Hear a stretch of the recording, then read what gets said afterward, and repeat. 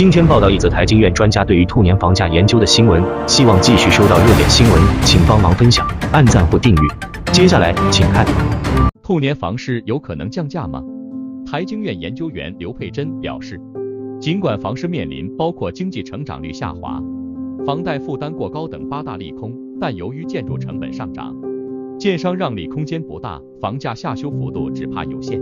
另外包括政府的新政策禁止预售屋换约，重罚恶意炒作，由于相关规范尚未明确，也让市场无所适从。立法副院长蔡其昌说，修正通过平均地权条例部分条文修正草案3读通过，立院敲锤遏制炒房，民众期待房价正常化。国内房市也面临8大利空，包括经济成长率降下跌，房贷利率来到1.935%，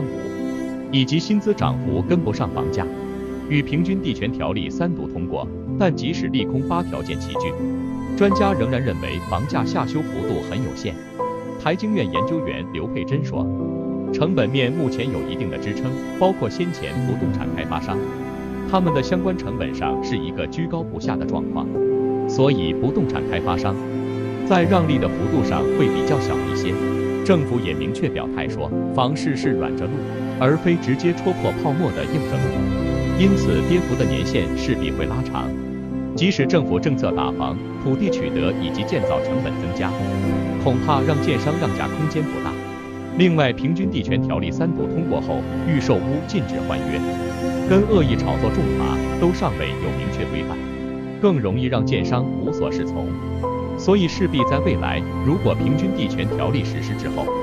那要特别关注这2大预售屋成交比例高地区，预售屋出售的卖压状况。那另外就是在未来的交易结构上，部分的预售屋的需求，他们有可能就会逐步的转往成屋的市场。打炒房，政府各单位陆续祭出调控政策，